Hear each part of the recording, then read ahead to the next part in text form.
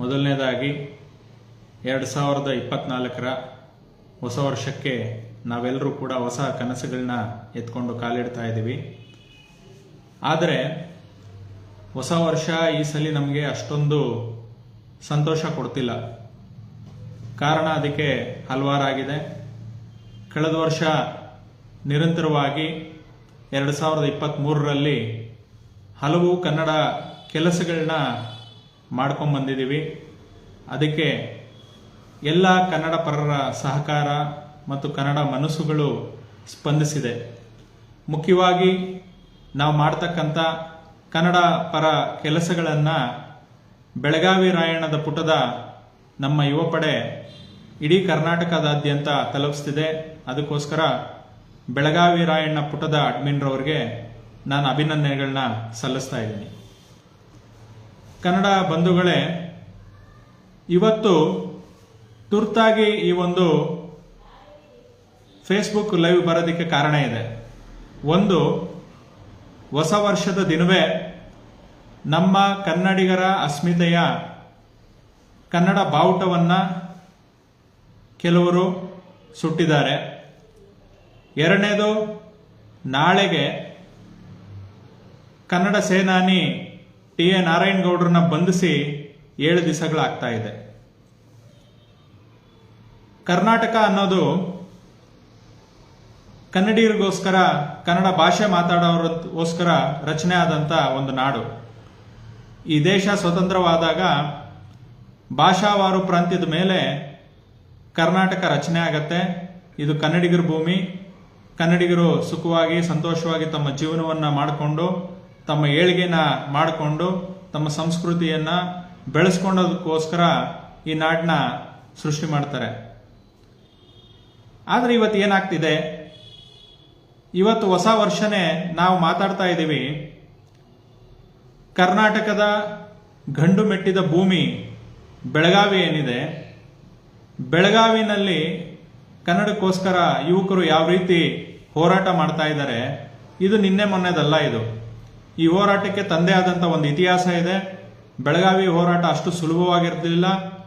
ಬಹಳಷ್ಟು ಜನ ಈ ಪರಭಾಷಿಕರು ಬೆಳಗಾವಿ ನಮ್ದು ನಮ್ದು ನಮ್ದು ಅಂತಾನೆ ಅನ್ಕೊಂಡ್ಬಂದ್ರು. ಆದರೆ ಅಲ್ಲಿರ್ತಕ್ಕಂಥ ನಮ್ಮ ವೀರ ಕನ್ನಡಿಗರ ಹೋರಾಟದ ಮುಂದೆ ಮತ್ತು ಆ ಭೂಮಿ ಗುಣ ಎಂಥ ಪರಿಸ್ಥಿತಿ ಬಂದರೂ ವೀರರಿಗೆ ಜನ್ಮ ಕೊಟ್ಟಿದೆ ಅಂತ ವೀರರ ನಾಡಿ ಈ ಬೆಳಗಾವಿ. ಆದರೆ ಅಂಥ ಬೆಳಗಾವಿನಲ್ಲಿ ನಮ್ಮ ಸರ್ಕಾರ ಒಳ್ಳೆ ಅಧಿಕಾರಿಗಳನ್ನ ಹಾಕದೆ, ಅಲ್ಲಿರ್ತಕ್ಕಂಥ ಶಾಸಕರಾಗಲಿ, ಇಲ್ಲ ಸ್ಥಳೀಯ ಆಡಳಿತದಲ್ಲಿರ್ತಕ್ಕಂಥ ಅಧಿಕಾರಿಗಳಾಗಲಿ, ಇಲ್ಲ ಮಹಾನಗರ ಪಾಲಿಕೆನಲ್ಲಿರ್ತಕ್ಕಂಥ ಕಾರ್ಪೊರೇಟರ್ಗಳಾಗಲಿ, ಎಲ್ಲರೂ ಕೂಡ ಕನ್ನಡದ ವಿರೋಧಿಗಳೇ ಅಂತ ನಾನು ಈ ಸಂದರ್ಭದಲ್ಲಿ ಹೇಳಕ್ಕೆ ಇಚ್ಛೆ ಪಡ್ತಾ ಇದ್ದೀನಿ. ನಿಜವಾಗ್ಲೂ ಇವತ್ತು ಮಾಧ್ಯಮದಲ್ಲಿ ಬೆಳಗಾವಿಯ ಸುಳ್ಗಾ ಗ್ರಾಮದಲ್ಲಿ ಕನ್ನಡ ಬಾವುಟ ಸುಟ್ಟಾಕಿದ್ದಾರೆ ಅಂತ ಹೇಳಿದ ತಕ್ಷಣ ನಿಜವಾಗ್ಲೂ ಒಂಥರ ನನಗೆ ದಿಗ್ಭ್ರಮೆ ಆಯಿತು. ಏನಿದು, ನಾವು ಯಾವ ಊರಲ್ಲಿ ಇದೀವಿ? ನಾವು ಇದೇನು ಕರ್ನಾಟಕನ ಇಲ್ಲ ಪಾಕಿಸ್ತಾನನ ಅಂತ ಹೇಳಿ ನಾನು ರಾಜ್ಯ ಸರ್ಕಾರಕ್ಕೆ ಪ್ರಶ್ನೆ ಮಾಡ್ತಾ ಇದ್ದೀನಿ. ನಿತ್ಯ ಬೆಳಗಾಯ್ತು ಅಂತ ಹೇಳಿದ್ರೆ ಬೆಳಗಾವಿನಲ್ಲಿ ಮರಾಠಿ ಪುಂಡ್ರು ಕನ್ನಡಿಗರ ಮೇಲೆ ಹಲ್ಲೆ ಮಾಡ್ತಾ ಇದ್ದಾರೆ. ಒಂದು ಕನ್ನಡ ಧ್ವಜವನ್ನ ಅವತ್ತು ಹಾಕಕ್ಕೆ ಹೋಗಿದ್ದಂತ ಒಬ್ಬ ಯುವಕನ ಮೇಲೆ ಅಲ್ಲಿರ್ತಕ್ಕಂಥ ಮರಾಠಿ ಪುಂಡ್ರು ಹಲ್ಲೆ ಮಾಡ್ತಾರೆ. ತಾನು ಹುಟ್ಟಿ ಬೆಳೆದ ತನ್ನ ಒಂದು ಕನ್ನಡ ನೆಲದಲ್ಲಿ ಕನ್ನಡಿಗನ ಮೇಲೆ ಅನ್ಯಾಯ ಆಗ್ತಿದೆ, ಅಕ್ರಮ ಆಗ್ತಿದೆ, ದಾಳಿ ಆಗ್ತಿದೆ ಅಂತ ಹೇಳಿದ್ರೆ ಸರ್ಕಾರದವ್ರು ಅಂಥವ್ರನ್ನ ಬಂಧಿಸಲ್ಲ. ಸರ್ಕಾರದವರು ಅಂಥ ಪುಂಡ್ರನ್ನ ಬಂಧಿಸೋದು ಯಾರನ್ನ? ಈ ನಾಡಿನಲ್ಲಿ ಹುಟ್ಟಿ ಈ ಮಣ್ಣಿನ ಮಕ್ಕಳಾದಂಥ ಕನ್ನಡಿಗರನ್ನ ನೀವು ಬಂಧಿಸ್ತೀರಾ? ನಾಚಿಕೆ ಆಗೋದಿಲ್ವ ಸರ್ಕಾರದವ್ರಿಗೆ? ಅಲ್ಲಿ ಆಡಳಿತ ಏನ್ ಮಾಡ್ತಿದೆ? ನಿರಂತರವಾಗಿ ಕನ್ನಡಿಗರ ಮೇಲೆ, ಕನ್ನಡಿಗರ ಭಾವನೆಗಳ ಮೇಲೆ, ಕನ್ನಡಿಗರ ಅಸ್ಮಿತೆಗಳ ಮೇಲೆ ಅಲ್ಲಿರ್ತಕ್ಕಂಥ ಪುಂಡರು ನಿರಂತರವಾಗಿ ದಾಳಿ ಮಾಡ್ತಿದ್ದಾರೆ. ಆದ್ರೆ ನೀವು ಅವ್ರ ಮೇಲೆ ಯಾವುದೇ ರೀತಿಯಾದಂಥ ಕಾನೂನು ಕ್ರಮ ತಗೊಳ್ಳೋದಿಲ್ಲ. ಅದನ್ನ ಹೋರಾಟ ಮಾಡೋಂಥವ್ರ ಮೇಲೆ, ಕನ್ನಡಿಗರ ಹೋರಾಟದ ಮೇಲೆ ನೀವು ಕ್ರಮ ತಗೊಂತೀರಾ. ನಾವ್ ಯಾವ ನಾಡಲ್ಲಿದ್ದೀವಿ ಅನ್ನೋದು ನಮ್ಗೆ ನಿಜವಾಗ್ಲೂ ಕೂಡ ನಾವು ಈ ಸಂದರ್ಭದಲ್ಲಿ ನಿಮ್ಗೆ ಪ್ರಶ್ನೆ ಕೇಳ್ತಾ ಇದ್ದೀವಿ. ನಾವೇನ್ ಕನ್ನಡ ನಾಡಿನಲ್ಲಿ ಇದೀವ? ಇಲ್ಲ ಪರಭಾಷೆ ನಾಡಿನಲ್ಲಿ ಇದೀವ? ಪರಭಾಷೆ ಇರ್ತಕ್ಕಂಥ ನಾಡಿನಲ್ಲಿ ಕನ್ನಡಿಗರ ರಕ್ಷಣೆ ಇದೆ, ಆದ್ರೆ ಕನ್ನಡ ನಾಡಲ್ಲಿ ಕನ್ನಡಿಗನಿಗೆ ರಕ್ಷಣೆ ಇಲ್ಲ ಅಂತ ಹೇಳಿದ್ರೆ ಸರ್ಕಾರಕ್ಕೆ ನಿಜವಾಗ್ಲೂ ಕೂಡ ನಾಚಿಕೆ ಆಗ್ಬೇಕು. ನೀವು ಸರ್ಕಾರ ರಚನೆ ಮಾಡಿರೋದು ಕನ್ನಡಿಗರಿಗೋಸ್ಕರ, ಕನ್ನಡಿಗರನ್ನ ಉದ್ಧಾರ ಮಾಡೋದಕ್ಕೋಸ್ಕರ. ಕೇವಲ ನೀವು ರಾಜಕಾರಣ ಮಾಡಿಕೊಂಡು ಪರಭಾಷಿಕರನ್ನ ಓಲೈಕೆ ಮಾಡಿಕೊಂಡು ನೀವು ಅಧಿಕಾರ ಮಾಡೋದಾದ್ರೆ ಕನ್ನಡಿಗರು ನಿಮ್ಗೆ ಏನಕ್ಕೆ ಮತ ಹಾಕ್ಬೇಕು ಅಂತ ಹೇಳಿ ನಾನು ಈ ಸಂದರ್ಭದಲ್ಲಿ ನಾನು ನಿಮ್ಮನ್ನ ಪ್ರಶ್ನೆ ಮಾಡ್ತಿದ್ದೀನಿ. ಸರ್ಕಾರದವ್ರನ್ನ ಮತ್ತು ಅಲ್ಲಿ ಇರ್ತಕ್ಕಂಥ ಸ್ಥಳೀಯ ಶಾಸಕರಾಗ್ಲಿ ಆಡಳಿತಾಧಿಕಾರಿಗಳಾಗ್ಲಿ ನೀವೆಲ್ಲ ಏನ್ ಮಾಡ್ತಿದ್ದೀರಾ ಅನ್ನೋದನ್ನ ನಿಮ್ಮ ಆತ್ಮಸಾಕ್ಷಿಯನ್ನ ಮುಟ್ಕೊಂಡು ನೀವು ನೋಡ್ಕೋಬೇಕಾಗತ್ತೆ. ಕನ್ನಡಿಗರು ದಿನನಿತ್ಯ ಆದ್ರೆ ತಮ್ಮ ದುಡಿಮೆ ನೋಡ್ಕೋಬೇಕು, ತಮ್ಮ ಕುಟುಂಬವನ್ನ ನೋಡ್ಕೋಬೇಕು. ಇದೆಲ್ಲವನ್ನು ಬಿಟ್ಟು ಕೂಡ ಕನ್ನಡವನ್ನು ಕೂಡ ಉಳಿಸೋದಕ್ಕೋಸ್ಕರ ದಿನ ಬೆಳಗಾದ್ರೆ ತಮ್ಮ ಸ್ವಂತ ಖರ್ಚಿನಲ್ಲಿ ಹೋರಾಟ ಮಾಡ್ತಾ ಇದ್ದೀವಿ. ಆದ್ರೆ ನೀವುಗಳು ಅಂತ ಹೋರಾಟಗಾರನ್ನ ರಕ್ಷಣೆ ಮಾಡಬೇಕಾಗಿರೋಂಥವ್ರು ನೀವು ಇವತ್ತು ಅಂತ ಹೋರಾಟಗಾರನ್ನ ಸೆರೆ ಹಿಡಿದು ಸೆರೆಮನೆ ಕಳಿಸ್ತೀರಾ ಅಂತ ಹೇಳಿದ್ರೆ ಇದು ನಿಜವಾಗ್ಲೂ ಯಾವ ಆಡಳಿತದಲ್ಲಿ ನಾವಿದ್ದೀವಿ? ಹಿಂದೆ ದೇಶದ ಸ್ವಾತಂತ್ರ್ಯಕ್ಕೋಸ್ಕರ ನಮ್ಮ ಹಿರಿಯರು ಹೋರಾಟ ಮಾಡಿ ಇದೇ ಪ್ರತಿಭಟನೆಗಳನ್ನ ಮಾಡಿದ್ರು, ಬ್ರಿಟಿಷರ ವಿರುದ್ಧ ಸತ್ಯಾಗ್ರಹಗಳನ್ನ ಮಾಡಿದ್ರು, ಧರಣಿಗಳನ್ನ ಮಾಡಿದ್ರು, ಪ್ರತಿಭಟನೆಗಳನ್ನ ಮಾಡಿದ್ರು. ಇದೆಲ್ಲವನ್ನು ಕೂಡ ಮಾಡೇನೆ ಈ ದೇಶಕ್ಕೆ ಸ್ವಾತಂತ್ರ್ಯ ಬಂದಿದ್ದು. ನೀವು ಸ್ವಾತಂತ್ರ್ಯ ನಮ್ಮ ಜನ್ಮಸಿದ್ಧ ಹಕ್ಕು, ಹಾಗೆ ಕೂಡ ಈ ಒಂದು ಭಾರತ ಸಂವಿಧಾನದಲ್ಲಿ ಮತ್ತು ಪ್ರಜಾಪ್ರಭುತ್ವದಲ್ಲಿ ಪ್ರತಿಯೊಬ್ಬ ಪ್ರಜೆಗೂ ಕೂಡ ತನ್ನ ಹಕ್ಕನ್ನ ಕಾಪಾಡ್ಕೋಬೇಕಾದ್ರೆ ಅವನು ಹೋರಾಟ ಮಾಡಬೇಕಾದಂತ ಎಲ್ಲಾ ಸ್ವಾತಂತ್ರ್ಯವೂ ಕೂಡ ಪ್ರತಿಯೊಬ್ಬ ಹೋರಾಟಗಾರನಾಗಿದೆ. ಮೊನ್ನೆ ಬೆಂಗಳೂರಿನಲ್ಲಿ ಕಳೆದ 27ನೇ ತಾರೀಕು ತನಕ ನಾರಾಯಣಗೌಡರು ಗಡುವು ಕೊಟ್ಟಿದ್ರು. ಎಲ್ಲ ಅಂಗಡಿ ಮುಕ್ಕಟ್ಟುಗಳು, ವಾಣಿಜ್ಯ ವ್ಯಾಪಾರಿಗಳು ಯಾರ್ಯಾರು ಬಂದು ಬೆಂಗಳೂರಲ್ಲಿ ನೆಲೆಸಿದ್ದೀರಾ, ನಿಮ್ಮ ಉದ್ದಿಮೆಗಳನ್ನ ಮಾಡ್ತಿದ್ದೀರಾ, ನಿಮ್ಮ ವ್ಯಾಪಾರಗಳನ್ನ ಮಾಡ್ತಿದ್ದೀರಾ, ನಿಮ್ಮ ಕಟ್ಟಡಗಳ ಮೇಲೆ ಕಡ್ಡಾಯವಾಗಿ ಕನ್ನಡದ ನಾಮಫಲಕ ಹಾಕಬೇಕು ಅಂತ ಹೇಳಿ ಹೋರಾಟ ಮಾಡಿದ್ರು. ಅಲ್ಲ ಸ್ವಾಮಿ, ಸರ್ಕಾರದವರೇ ನೀವೇ ಕಾನೂನು ಮಾಡಿದಿರಾ. 2018ರಲ್ಲಿ ಇದೇ BBMPನಲ್ಲಿ ಆ ಕಾನೂನು ಕೂಡ ಅಪ್ರೂವಲ್ ಆಗಿದೆ. 60 ಭಾಗ ಕನ್ನಡದಲ್ಲಿರಬೇಕು, 40 ಭಾಗ ಆಂಗ್ಲದಲ್ಲಿರಬೇಕು ಅಂತ ಹೇಳಿ ಈ ಒಂದು ಕಾನೂನು ರಚನೆ ಆಗಿದೆ. ಈ ಕಾನೂನು ರಚನೆ ಆದ್ಮೇಲೆ ಅದಕ್ಕೆ ಕಾರ್ಯಗತಗೊಳಿಸಬೇಕಾಗಿರೋ ಕರ್ತವ್ಯ ಯಾರದು? ಸರ್ಕಾರದವ್ರದ್ದು. ಸರ್ಕಾರ 5 ವರ್ಷ ಬೇಕಾ ಒಂದು ಕಾನೂನನ್ನ ಜಾರಿಗೊಳಿಸೋದಕ್ಕೆ? ಆ ಕಾನೂನನ್ನ ಅನುಷ್ಠಾನಗೊಳಿಸೋದಕ್ಕೆ 5 ವರ್ಷ ಬೇಕಾ? ಕನ್ನಡಿಗರ ತಾಳ್ಮೆನ ತಾವು ಕೆಣಕ್ತಾ ಇದ್ದೀರಾ. ಆ ತಾಳ್ಮೆ ಒಂದು ದಿವಸ ಕಟ್ಟೆ ಹೊಡಿತು. ಆ ತಾಳ್ಮೆ ಕಟ್ಟೆ ಹೊಡೆದಿದ್ದು ಕಾರಣವೇ ನಾರಾಯಣಗೌಡರು ಮತ್ತು ಎಲ್ಲ ಕನ್ನಡ ಪರ ಕಾರ್ಯಕರ್ತರು ಅವತ್ತು ಹೋರಾಟಕ್ಕೆ ಇಳಿದ್ರು. ಆ ಹೋರಾಟಕ್ಕೆ ಇಳಿದು ಒಂದಷ್ಟು ಏನು ಆವೇಶದಲ್ಲಿ ತೊಂದರೆಗಳಾಗಿದೆ. ಆದ್ರೆ ಆ ಕೆಲಸ ಮಾಡಬೇಕಾಗಿರೋರು ನಿಮ್ಮ BBMP ಅಧಿಕಾರಿಗಳು ಮತ್ತು ಸರ್ಕಾರದವರು, ಪೊಲೀಸ್ ಇಲಾಖೆ, ಇವ್ರು ಮಾಡಬೇಕಾಗಿದ್ದಂತ ಕೆಲಸನ ಕನ್ನಡ ಪರ ಹೋರಾಟಗಾರರು ಮಾಡಿದ್ರು. ಆದ್ರೆ ನೀವು ಅಂತವ್ರನ್ನ ಹೆದರ್ಸಿ ಬೆದರ್ಸಿ ಅವ್ರನ್ನ ಬಂಧನದಲ್ಲಿ ಇಡ್ತೀರಾ. ನಾರಾಯಣಗೌಡರು ಅವತ್ತು ಇನ್ನ ಕಾರಿಂದ ಇಳಿದಿಲ್ಲ, ಆಗ್ಲೇ ಅವ್ರನ್ನ ಬಂಧಿಸಿ ನೀವು ಬಸ್ಸಲ್ಲಿ ಕರ್ಕೊಂಡೋದ್ರಿ. ಹೋರಾಟಗಾರರಿಗೆ ಊಟ ಕೊಟ್ಟಿಲ್ಲ, ತಿಂಡಿ ಕೊಟ್ಟಿಲ್ಲ. ಎಷ್ಟೋ ಜನಕ್ಕೆ ಏನೇನೋ ಆರೋಗ್ಯ ಸಮಸ್ಯೆಗಳಿರ್ತದೆ. ನಾರಾಯಣಗೌಡರು ಇತ್ತೀಚೆಗೆ ಹುಷಾರಾಗಿ ಬಂದಿರೋರು. ಅವರು ಹಿಂದೆ 3 ತಿಂಗಳ ಹಿಂದೆ ಸತತವಾಗಿ 3 ತಿಂಗಳು ಆಸ್ಪತ್ರೆಯಲ್ಲಿದ್ರು. ಅಂತವ್ರನ್ನ ತಗೊಂಡೋಗಿ ನೀವು ಬಂಧಿಸು ಸೆರೆವಾಸದಲ್ಲಿ ಇಟ್ಟಿದ್ದೀರಾ ಅಂತ ಹೇಳಿದ್ರೆ ನಿಮ್ಗೆ ನಾಚಿಕೆ ಆಗೋದಿಲ್ವ ಸರ್ಕಾರಕ್ಕೆ? ಕನ್ನಡಿಗರಿಗೆ ನಿಮ್ಮ ಒಂದು ರಕ್ಷಣೆ ಎಲ್ಲಿದೆ? ಓಟ್ ಮಾತ್ರ ಕನ್ನಡಿಗರು ಬೇಕು, ಕರ್ನಾಟಕ ಬೇಕು, ಅಧಿಕಾರಕ್ಕೆ ಕರ್ನಾಟಕ ಸರ್ಕಾರ ಬೇಕು. ಆದರೆ ರಕ್ಷಣೆ ಮಾತ್ರ ನಿಮ್ಮ ಪರಭಾಷಿಗರಿಗೆ, ಉದ್ಯಮಿಗಳಿಗೆ ನೀವು ರಕ್ಷಣೆ ಕೊಟ್ಕೊಂಡು ಕೂತ್ಕೊಂಡ್ರೆ ನೀವು ಕೊಡಿ, ಬೇಡ ಅಂತ ಹೇಳಲ್ಲ. ಆದ್ರೆ ನೀವು ಮೊದಲು ರಕ್ಷಣೆ ಕೊಡಬೇಕಾಗಿರೋದು ಕನ್ನಡಿಗರಿಗೆ. ನಿಮ್ಗೆ ಅಧಿಕಾರ ಕೊಟ್ಟವ್ರು ನಾವು ಸ್ವಾಮಿ, ಕನ್ನಡಿಗರು ನಾವು ಅಧಿಕಾರ ಕೊಟ್ಟಿರೋದು. ನಾವು ಕೊಟ್ಟಂತ ಅಧಿಕಾರನ ನೀವು ದುರುಪಯೋಗ ಮಾಡಿಕೊಂಡು ನಿಮ್ಗಿಷ್ಟ ಬಂದಂಗೆ ಸರ್ಕಾರ ನಡೆಸೋದಲ್ಲ. ಈ ದೇಶಕ್ಕೆ ಸ್ವಾತಂತ್ರ್ಯ ಬಂದಿರೋದನ್ನೇ ಹೋರಾಟಗಳಿಂದ. ಅಂತ ಒಂದು ಹೋರಾಟಗಳನ್ನ ನಮ್ಮ ಹಕ್ಕಿಗೋಸ್ಕರ ಮಾಡಬೇಕಂತ ಹೋರಾಟಗಾರರನ್ನ ನೀವು ತಗೊಂಡೋಗಿ ಜೈಲಲ್ಲಿ 1 ವಾರಗಳ ಕಾಲ ಬಂಧಿಸಿಟ್ಟಿರ್ತೀರಾ ಅಂದ್ರೆ ತಮಗೆ ನಾಚಿಕೆ ಆಗಬೇಕು. ಈ ಕೂಡಲೇ ತಾವು ಏನು ಈಗಾಗಲೇ 1 ವಾರಗಳ ಕಾಲ ಆಗಿದೆ, ನೀವು ಬಂಧಿಸಿರ್ತಕ್ಕಂಥ ಕರ್ನಾಟಕ ರಕ್ಷಣಾ ವೇದಿಕೆಯ ಅಧ್ಯಕ್ಷರಾಗಿರ್ತಕ್ಕಂಥ ನಾರಾಯಣಗೌಡರನ್ನ ಈ ಕೂಡಲೇ ತಾವು ಬಿಡುಗಡೆ ಮಾಡಬೇಕು. ಈ ಕೂಡಲೇ ಬಿಡುಗಡೆ ಮಾಡಬೇಕು ಅಂತ ಹೇಳಿ ಸರ್ಕಾರಕ್ಕೆ ಒತ್ತಾಯ ಮಾಡ್ತಾ ಇದ್ದೀನಿ. ನೀವು ಯಾವುದೇ ಕಾರಣಕ್ಕೂ ಹೋರಾಟಗಾರನ ಎದುರಿಸೋದಕ್ಕೆ ಆಗೋದಿಲ್ಲ, ಹೋರಾಟಗಳನ್ನ ಹತ್ತಿಕ್ಕಾಗಲ್ಲ. ಈಗಾಗಲೇ ಹಲವು ಕಡೆ ನಡೀತಿದ್ದಂತ ಹೋರಾಟಗಳನ್ನ ಒಂದೇ ಸ್ಥಳಕ್ಕೆ ತಂದು ನಿಲ್ಲಿಸ್ಬಿಟ್ಟಿದೀವಿ ಅಂತೇಳಿ ಇದ್ ಮಾಡೋದಲ್ಲ. ಹೋರಾಟ ನಮ್ಮ ಜನ್ಮಸಿದ್ಧ ಹಕ್ಕು. ನೀವು ಬಂಧಿಸಿರ್ತಕ್ಕಂಥವ್ರು ಹೋರಾಟಗಾರರು. ಅವ್ರು ಯಾರು ಕಳ್ತನ ಮಾಡಿಲ್ಲ, ಯಾರು ಸುಳ್ಳು ಹೇಳಿಲ್ಲ, ಯಾರು ದರೋಡೆ ಮಾಡಿಲ್ಲ, ಯಾರು ಲಂಚ ಹೊಡೆದಿಲ್ಲ, ಯಾರು ಕೆರೆ ನುಂಗಿಲ್ಲ. ಅವ್ರು ಮಾಡಿರೋದೇನು, ಕನ್ನಡ ನಾಮಫಲಕಕ್ಕೋಸ್ಕರ ಹೋರಾಟ ಮಾಡಿರ್ತಕ್ಕಂಥದ್ದು. ಆ ಹೋರಾಟನ ಪರಿಗಣಿಸಿ ಈಗಾಗಲೇ ತಾವು ತಮ್ಮ ತಪ್ಪನ್ನ ಅರಿವು ಮಾಡ್ಕೊಂಡು ಸುಗ್ರೀವಾಜ್ಞೆ ಹೊರಡಿಸಿದ್ದೀರಾ.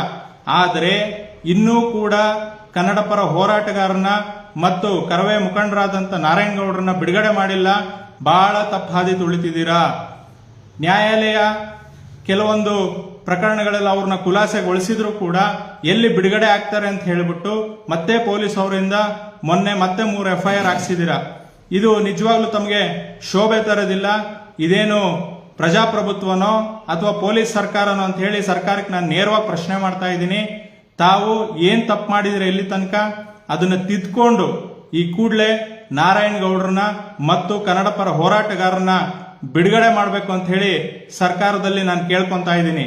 ಇಲ್ಲ ಅಂತ ಹೇಳಿದ್ರೆ ಎಲ್ಲಾ ಕನ್ನಡ ಪರ ಹೋರಾಟಗಾರರು ಬೀದಿಗಿಳಿತಾರೆ, ಜೈಲ್ ಬರೋ ಚಳವಳಿ ಮಾಡ್ತೀವಿ. ಎಷ್ಟು ಜನನ ನೀವು ಜೈಲಲ್ಲಿ ತುಂಬ್ತೀರಾ? ಎಲ್ಲ ಇಡೀ ಕರ್ನಾಟಕದಲ್ಲಿರ್ತಕ್ಕಂಥ ಕನ್ನಡ ಪರ ಹೋರಾಟಗಾರರೆಲ್ಲ ಬೀದಿಗಿಳಿದ್ರೆ ಅಷ್ಟು ಜನವನ್ನ ತುಂಬಿಸೋ ಅಷ್ಟು ಜೈಲುಗಳು ನಿಮ್ಮಲ್ಲಿದೆಯಾ ಅನ್ನೋದನ್ನ ಯೋಚನೆ ಮಾಡಿ. ಕೇವಲ ಕನ್ನಡ ಪರ ಹೋರಾಟಗಾರರಲ್ಲ, ರೈತ ಪರ ಹೋರಾಟಗಾರರು ಬರ್ತಾರೆ, ದಲಿತ ಪರ ಹೋರಾಟಗಾರರು ಬರ್ತಾರೆ, ಕಾರ್ಮಿಕ ಪರ ಹೋರಾಟಗಾರರು ಬರ್ತಾರೆ. ಈ ನಾಡಿನಲ್ಲಿ ಹೋರಾಟಗಾರರಿಗೆ ಕಡಿಮೆ ಇಲ್ಲ. ನೀವು ಕರ್ನಾಟಕ ಸರ್ಕಾರ ಕನ್ನಡಿಗರ ಪರವೋ ಇಲ್ಲ ಪರಭಾಷಿಗರ ಪರವೋ ಅಂತ ಹೇಳಿ ತಮ್ಮ ನಿಲುವನ್ನ ತಾವು ಸ್ಪಷ್ಟಪಡಿಸಬೇಕು. ಇಲ್ಲ ಅಂತ ಹೇಳಿದ್ರೆ ಮುಂದಿನ ದಿನಗಳಲ್ಲಿ ಬಹಳ ತೊಂದರೆ ಆಗತ್ತೆ. ಆ ಕಾರಣಕ್ಕೋಸ್ಕರ ತಾವು ಈ ಕೂಡಲೇ ನಾರಾಯಣಗೌಡರನ್ನ ಮತ್ತು ಕನ್ನಡ ಪರ ಹೋರಾಟಗಾರರನ್ನ ನೀವು ಈ ಕೂಡಲೇ ಬಿಡುಗಡೆ ಮಾಡಬೇಕು. ಮತ್ತು ಇವತ್ತೇನು ಹೊಸ ವರ್ಷ ಜನವರಿ 1ನೇ ತಾರೀಕು 2024, ಕನ್ನಡಿಗರಿಗೆ ಒಳ್ಳೆ ಸುದ್ದಿಗಳನ್ನ ಕೊಡಬೇಕು. ಆದ್ರೆ ಇವತ್ತೆಂತ ಸುದ್ದಿ ಕೇಳಿದೀವಿ? ಬೆಳಗಾವಿನಲ್ಲಿ ಒಂದು ಸುಳ್ಗ ಅನ್ನೋ ಗ್ರಾಮದಲ್ಲಿ ಕಿಡಿಗೇಡಿಗಳು ರಾತ್ರೋರಾತ್ರಿ ಬಂದು ಬಾವುಟನ ಸುಡ್ತಾರೆ ಅಂತ ಹೇಳಿದ್ರೆ ಕನ್ನಡ ನಾಡಲ್ಲೇ ಕನ್ನಡ ಬಾವುಟಕ್ಕೆ ರಕ್ಷಣೆ ಇಲ್ಲ ಅಂದ್ರೆ ಇನ್ಯಾವ ಊರಲ್ಲಿ ಕೊಡ್ತಾರೆ ಸ್ವಾಮಿ? ಯಾವ ಊರಲ್ಲಿ ಕೊಡ್ತಾರೆ ಹೇಳಿ? ಕನ್ನಡ ಬಾವುಟ ಅನ್ನೋದು ನಮ್ಮ ಅಸ್ಮಿತೆ. ನೀವು ಚುನಾವಣೆ ಸಮಯದಲ್ಲಿ, ಚುನಾವಣೆಗಿಂತ ಮುಂಚೆ ಪ್ರತಿಯೊಂದು ಕಾರ್ಯಕ್ರಮದಲ್ಲೂ ಕೂಡ ಕನ್ನಡ ಬಾವುಟವನ್ನ ಹಿಡ್ಕೊಂಡು ಪ್ರಚಾರ ಮಾಡ್ಕೊಂಡ್ರಿ. ಕನ್ನಡಿಗರನ್ನ ಓಲೈಸ್ಕೊಳ್ಳೋದಕ್ಕೋಸ್ಕರ ಅಧಿಕಾರ ಬರಕ್ ಮುಂಚೆ ಒಂಥರ ಇರ್ತೀರಾ, ಅಧಿಕಾರ ಬಂದ ಮೇಲೆ ಈ ರೀತಿ ಕನ್ನಡಿಗರ ವಿರುದ್ಧ, ಕನ್ನಡಿಗರ ಅಸ್ಮಿತೆಯ ವಿರುದ್ಧ ನೀವು ಕೆಲಸ ಮಾಡೋದಾದ್ರೆ ನಿಮ್ಮಂತವ್ರು ನಮಗ್ ಬೇಕಾಗಿಲ್ಲ. ನಮಗೆ ಬೇಕಾಗಿರೋಂಥವ್ರು ಕನ್ನಡ, ಕನ್ನಡಿಗ ಮತ್ತು ಕರ್ನಾಟಕದ ಹಿತರಕ್ಷಣೆ ಮಾಡ್ತಕ್ಕಂಥ ಸರ್ಕಾರ ಮತ್ತು ಜನಪ್ರತಿನಿಧಿಗಳೇ ಹೊರತು ಕನ್ನಡಿಗರಿಂದ ಓಟ್ ಪಡೆದು ಕನ್ನಡಿಗರ ವಿರುದ್ಧ ಕೆಲಸ ಮಾಡೋಂಥವ್ರು ನಮಗ್ ಬೇಡ. ಕಾನೂನು ಎಲ್ರಿಗೂ ಕೂಡ ಒಂದೇ ತರನೇ ಇರಬೇಕು. ಯಾರೋ ದರೋಡೆ ಮಾಡಿದವ್ರಿಗೆ, ಯಾರೋ ಕಳ್ತನ ಮಾಡಿದವ್ರಿಗೆ, ಯಾರೋ ಭ್ರಷ್ಟಾಚಾರ ಮಾಡಿದವ್ರಿಗೆ ರಾತ್ರೋರಾತ್ರಿ ಬೇಲ್ ಕೊಟ್ಟು ಬಿಡಿಸ್ಕೊಂಡ್ ಬರ್ತೀರಾ. ಅಂಥದ್ರಲ್ಲಿ ಕನ್ನಡ ಉಳಿಸೋದಕ್ಕೆ, ಕನ್ನಡ ಬೆಳೆಸೋದಕ್ಕೆ, ಕನ್ನಡಿಗರ ಹಿತರಕ್ಷಣೆ ಕಾಪಾಡೋದಕ್ಕೆ ಹೋರಾಟ ಮಾಡುವಂತ ಹೋರಾಟಗಾರನ ನೀವು ಒಂದೊಂದು ವಾರಗಳ ಕಾಲ ಜೈಲಿನಲ್ಲಿ ಬಂಧಿಸ್ತಿರ್ತೀರ ಅಂದ್ರೆ ಇದು ಯಾವ ಕಾನೂನು ಸ್ವಾಮಿ? ಇದು ಯಾವ ಕಾನೂನು? ನಿಜವಾಗ್ಲೂ ಇದು ನಾಚಿಕೆ ಆಗ್ಬೇಕಾದಂತ ವಿಷಯ ತಮ್ಮಗಳಿಗೆ. ಯಾಕೆ ಅಂತ ಹೇಳಿದ್ರೆ ನಿರಂತರವಾಗಿ ಯಾವ್ದಾದ್ರು ಒಂದು ರಾಜ್ಯದಲ್ಲಿ ಒಂದು ಭಾಷೆಗೋಸ್ಕರ, ಒಂದು ನುಡಿಗೋಸ್ಕರ, ಒಂದು ನೆಲ ಜಲ ಪ್ರತಿಯೊಂದಕ್ಕೋಸ್ಕರ ಏನೇ ಕರ್ನಾಟಕಕ್ಕೆ ತೊಂದರೆ ಆದ್ರೂ ಮೊದಲು ಬರೋರು ಕನ್ನಡ ಚಳವಳಿ ಹೋರಾಟಗಾರರು. ಅಂತ ಹೋರಾಟಗಾರನ ನೀವು ವಿರೋಧ ಪಕ್ಷದಲ್ಲಿದ್ದಾಗ ನಿಮ್ ಪರವಾಗಿ ಬಳಸ್ಕೊಂತೀರಾ, ಅಧಿಕಾರಕ್ಕೆ ಬಂದಾಗ ನೀವು ಅವ್ರನ್ನ ಜೈಲಿಗೆ ತಳ್ಳುವಂತ ಕೆಲಸ ಮಾಡ್ತೀರಾ ಅಂತ ಹೇಳಿದ್ರೆ ನಿಮ್ನ ಯಾರು ಕೂಡ ಇನ್ನು ಮುಂದೆ ನಂಬೋದಿಲ್ಲ. ನೀವು ನಂಬಿಕೆ ಉಳಿಸ್ಕೋಬೇಕು ಅಂತ ನಿಮ್ ಮನ್ಸಲ್ಲಿ ಏನಾದ್ರು ಇತ್ತು ಅಂತ ಹೇಳಿದ್ರೆ ಇದು ಇಲ್ಲಿಗೆ ಮುಗಿಯೋದಿಲ್ಲ ಸ್ವಾಮಿ. ಮುಂದೆ ಕೂಡ ಲೋಕಸಭೆ ಚುನಾವಣೆ ಬರ್ತಾ ಇದೆ. ಕನ್ನಡಿಗರು ಎಲ್ಲರೂ ಕೂಡ ಎಚ್ಚೆತ್ಕೊಂತಾರೆ. ತಾವು ಹುಷಾರಾಗಿರ್ಬೇಕು. ಯಾವುದೇ ಒಂದು ರಾಷ್ಟ್ರೀಯ ಪಕ್ಷಗಳಾಗ್ಲಿ ಕನ್ನಡ ಮತ್ತು ಕನ್ನಡಿಗರ ಮತ್ತು ಕರ್ನಾಟಕದ ಹಿತಾಸಕ್ತಿಗೆ ತಾವೆಲ್ಲ ವಿರುದ್ಧವಾಗಿ ನಡ್ಕೊಂತ ಇದ್ದೀರಾ. ಅದ್ರ ಉತ್ತರವನ್ನ ಕನ್ನಡ ಪರ ಹೋರಾಟಗಾರರು ಲೋಕಸಭೆ ಚುನಾವಣೆಯಲ್ಲಿ ತೋರಿಸ್ತಾರೆ. ತಮ್ಮ ರೀತಿ ಇದೇ ತರನೇ ಮುಂದುವರಿತು ಅಂತ ಹೇಳಿದ್ರೆ ಮುಂದೆ ತಾವೆಲ್ಲರೂ ಕೂಡ ಬುದ್ಧಿ ಕಲಿಯುವಂತ ದಿನ ಬಹಳ ದೂರ ಇಲ್ಲ ಅಂತ ಹೇಳ್ತಾ ಇದ್ದೀನಿ. ಆದ್ರಿಂದ ಇವತ್ತು ಬೆಳಗ್ಗೆ ಯಾರು ಬೆಳಗಾವಿಯ ಸುಳ್ಗ ಗ್ರಾಮದಲ್ಲಿ ಕನ್ನಡ ಬಾವುಟವನ್ನ ಸುಟ್ಟಾಕಿದ್ದಾರೆ ಅಂತ ಕಿಡಿಗೇಡಿಗಳನ್ನ ಈ ಕೂಡಲೇ ಬಂಧಿಸಿ ಅವ್ರ ಮೇಲೆ ಸೂಕ್ತವಾದಂತ ಕಾನೂನು ಕ್ರಮ ತಗೋಬೇಕು. ಇಲ್ಲ ಅಂತ ಹೇಳಿದ್ರೆ ಇದು ಬಹಳ ವಿಕೋಪಕ್ಕೆ ಹೋಗತ್ತೆ. ಆ ಕಾರಣಕ್ಕೆ ಅಲ್ಲಿ ಸ್ಥಳೀಯ ಆಡಳಿತಗಾರರಾದಂತ ಜಿಲ್ಲಾಧಿಕಾರಿ ಅವರು ಇರ್ಬೋದು, ಇಲ್ಲ SP ಅವರು ಇರ್ಬೋದು, ಯಾರು ಈ ಒಂದು ಕೆಟ್ಟ ಕೆಲಸವನ್ನು ಮಾಡಿದ್ದಾರೆ ಅಂತವ್ರನ್ನ ಗುರುತಿಸಿ ಕೂಡಲೇ ಬಂಧಿಸಿ ಅವ್ರ ಮೇಲೆ ಸೂಕ್ತವಾದಂತ ಕಾನೂನು ಕ್ರಮ ತಗೋಬೇಕಂತ ಹೇಳಿ ಆಗ್ರಹ ಪಡಿಸ್ತಿದ್ದೀನಿ. ಹಾಗೆ ಸರ್ಕಾರದವರು ಈ ಕೂಡಲೇ ನಾರಾಯಣಗೌಡರನ್ನ ತಾವು ಬಿಡುಗಡೆ ಮಾಡಬೇಕು ಮತ್ತು ಎಲ್ಲ ಕನ್ನಡ ಪರ ಹೋರಾಟಗಾರನ ಬೇಷರತ್ತಾಗಿ ಯಾವುದೇ ಕೇಸ್ ಇಲ್ಲದೆ ಅವ್ರನ್ನ ಬಿಡುಗಡೆ ಮಾಡಬೇಕಂತ ಹೇಳಿ ಆಗ್ರಹ ಪಡಿಸ್ತಿದ್ದೀನಿ. ನಾವೇನ್ ಸುಮ್ಮನೆ ಕೂತಿಲ್ಲ. ಈಗ ನಾಳೆ ಬೆಳಗ್ಗೆ 10 ಗಂಟೆಗೆ ಸ್ವತಂತ್ರ ಉದ್ಯಾನವನ, ಬೆಂಗಳೂರಿನ ಸ್ವತಂತ್ರ ಉದ್ಯಾನವನದಲ್ಲಿ ನಾವು ಮತ್ತೆ ಒಂದು ಪ್ರತಿಭಟನೆಯನ್ನು ಹಮ್ಮಿಕೊಂತಾ ಇದ್ದೀವಿ. ಎಲ್ಲ ಕನ್ನಡ ಪರ ಸಂಘಟನೆಗಳು, ಕನ್ನಡ ಪರ ಮನಸ್ಸುಗಳು ಬೆಳಗ್ಗೆ 10 ಗಂಟೆಗೆ ಸ್ವತಂತ್ರ ಉದ್ಯಾನವನಕ್ಕೆ ಬನ್ನಿ. ನಾರಾಯಣಗೌಡರು ಮತ್ತು ಅವರ ಸಂಗಡಿಗರು ಮತ್ತು ಕನ್ನಡ ಪರ ಹೋರಾಟಗಾರರನ್ನ ಬಿಡುಗಡೆ ಮಾಡಬೇಕಂತ ಹೇಳಿ ಒತ್ತಾಯ ಮಾಡಿ ನಾಳೆ ಬೆಳಗ್ಗೆ ನಾವು ಹೋರಾಟವನ್ನು ಹಮ್ಮಿಕೊಂಡಿದ್ದೀವಿ. ಎಲ್ಲ ಕನ್ನಡ ಪರ ಮನಸ್ಸುಗಳು ಕೂಡ ಹೋರಾಟದಲ್ಲಿ ಭಾಗವಹಿಸಬೇಕು. ಕನ್ನಡಿಗರ ಶಕ್ತಿಯನ್ನ ನಾವು ಪ್ರದರ್ಶನ ಮಾಡಬೇಕು. ಸರ್ಕಾರದ ಮೇಲೆ ಒತ್ತಡ ಹಾಕಿ ನಮ್ಮ ಕನ್ನಡ ಪರ ಹೋರಾಟಗಾರರು ಮತ್ತು ನಾರಾಯಣಗೌಡರನ್ನ ಬಿಡುಗಡೆ ಮಾಡಕ್ಕೆ ನಾವೆಲ್ಲರೂ ಕೂಡ ಶಕ್ತಿ ಮೀರ್ ಪ್ರಯತ್ನ ಮಾಡೋಣ ಅಂತ ಹೇಳ್ತಾ ಮತ್ತೊಮ್ಮೆ ಈ ಒಂದು ಸಂದಿಗ್ಧ ಪರಿಸ್ಥಿತಿಯಲ್ಲೂ ಕೂಡ ತಮಗೆ ಹೊಸ ವರ್ಷದ ಶುಭವನ್ನ ಕೋರ್ತಾ ಇದ್ದೀನಿ. ಕನ್ನಡ ಕೆಲಸ ಯಾವತ್ತು ನಿತ್ಯ ನಿರಂತರವಾಗಿರುತ್ತೆ. ಕನ್ನಡ ಪರ ಹೋರಾಟಗಾರರಲ್ಲಿ ಜೋಬಲ್ ದುಡ್ಡಿದೆಯೋ ಇಲ್ವೋ ಗೊತ್ತಿಲ್ಲ, ಅಧಿಕಾರ ಇದೆಯೋ ಇಲ್ವೋ ಗೊತ್ತಿಲ್ಲ, ಆದರೆ ನಮ್ಮ ಮನಸ್ಸು ಮಾತ್ರ ಯಾವತ್ತು ಕನ್ನಡ ಪರ, ಕನ್ನಡಿಗರ ಪರ ಮತ್ತು ಕರ್ನಾಟಕದ ಪರ ಮಿಡಿತಾ ಇರತ್ತೆ. ಕನ್ನಡ ಪರ ಹೋರಾಟಗಾರರು ತಮ್ಮೆಲ್ಲ ಸುಖ ಸಂತೋಷಗಳನ್ನ, ತಮ್ಮ ಒಂದು ಭಾಷೆ ಉಳಿಸೋದಕ್ಕೋಸ್ಕರ ಹೋರಾಟ ಮಾಡ್ತಿದೀವಿ ಈ ಸ್ವತಂತ್ರ ಭಾರತದಲ್ಲಿ ಅಂತ ಹೇಳಿದ್ರೆ ನಿಜವಾಗ್ಲೂ ಕೂಡ ನಾಚಿಕೆಗೇಡಿನ ವಿಷಯ. ಆದ್ರೆ ಇತಿಹಾಸ ಕೂಡ ಕನ್ನಡಿಗರನ್ನ ಯಾವ ರೀತಿ ಮೆರೆಸಿದೆ ಅಂತ ಹೇಳಿ ಪ್ರತಿಯೊಬ್ಬರಿಗೂ ಕೂಡ ಗೊತ್ತಿದೆ. ಬೆಳವಡಿ ಮಲ್ಲಮ್ಮನ ಊರಿನಲ್ಲಿ ಆದಂತ ಅನಾಹುತವನ್ನ ಸರಿಪಡಿಸಬೇಕು. ಹಾಗೆ ಬೆಂಗಳೂರಿನಲ್ಲಿ ಏನು ಕನ್ನಡ ಪರ ಹೋರಾಟಗಾರನ ಬಂಧಿಸಿದಿರಾ, ಈ ಕೂಡಲೇ ಬಿಡುಗಡೆ ಮಾಡಬೇಕು ಅಂತ ಹೇಳಿ ನಾನು ಬೆಳಗಾವಿ ರಾಯಣ್ಣ ಮಾಧ್ಯಮದ ಮೂಲಕ ತಮ್ಮೆಲ್ಲರಿಗೂ ನಾನು ತಿಳಿಸ್ತಾ ಇದ್ದೀನಿ. ದಯಮಾಡಿ ನಾಳೆ ಬೆಳಗ್ಗೆ 10 ಗಂಟೆಗೆ ಬೆಂಗಳೂರಿನ ಸ್ವತಂತ್ರ ಉದ್ಯಾನವನದಲ್ಲಿ ಎಲ್ಲ ಕನ್ನಡ ಪರ ಹೋರಾಟಗಾರರು, ಕನ್ನಡ ಮನಸ್ಸುಗಳು ಸೇರಿ ನಾರಾಯಣಗೌಡರನ್ನ ಮತ್ತು ಕನ್ನಡ ಪರ ಹೋರಾಟಗಾರನ ಬಿಡುಗಡೆಗೊಳಿಸೋದಕ್ಕೆ ಹೋರಾಟ ಮಾಡೋಣ. ತಾವೆಲ್ಲರೂ ಕೂಡ ಬಂದು ಭಾಗವಹಿಸಿ ಅಂತ ಹೇಳಿ ತಮ್ಮಲ್ಲಿ ಕಳಕಳಿ ಮನವಿ ಮಾಡ್ತಿದ್ದೀನಿ. ನಮಸ್ಕಾರ.